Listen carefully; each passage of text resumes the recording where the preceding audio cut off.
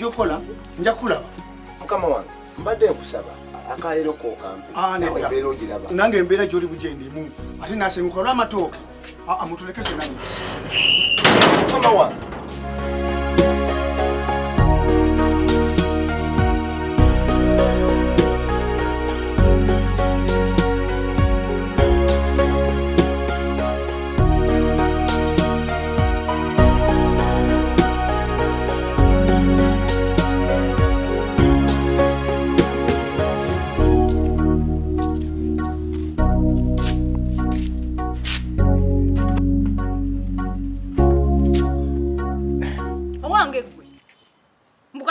Ndabiye oyita obuyiso yingira.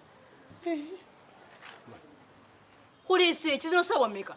Ne bannanga wadde okunkulisaayo. Kukulisaayo go bakulisa afananga go bakulisaayo omuntu yetisse wetisse eki. Kati ozanyi omuntu nuli otya tukole tutya.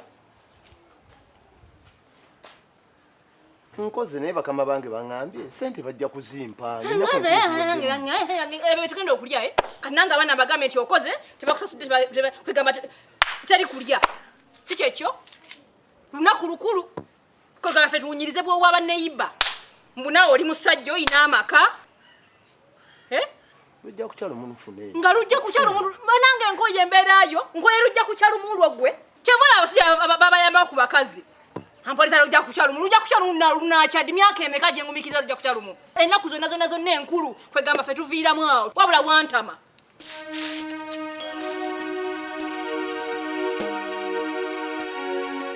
Omukazi omuyombi afaanaganako amatondotondo g'amazzi agatonnya okuva mu kasolya nti buli gye gakoma okutonnya gatuuka ekiseera ne gakola ekitaba.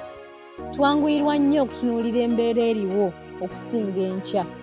Mukyala gwe nga tonnayomba sooka omanye biki omwami wo byayiseemu okuteeka emmere eyo ku mmeeza.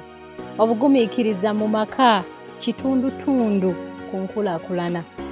Mu biseera nga bino eby'ennaku enkulu nga Pasika, Sekukulu, Idi n'ennaku endala ezifaanaganako bwe zityo, teri muntu asobola kwagaliza munne kugenda njala. Era buli muntu aba asuubira okuweebwa, okufuna oba okugaba.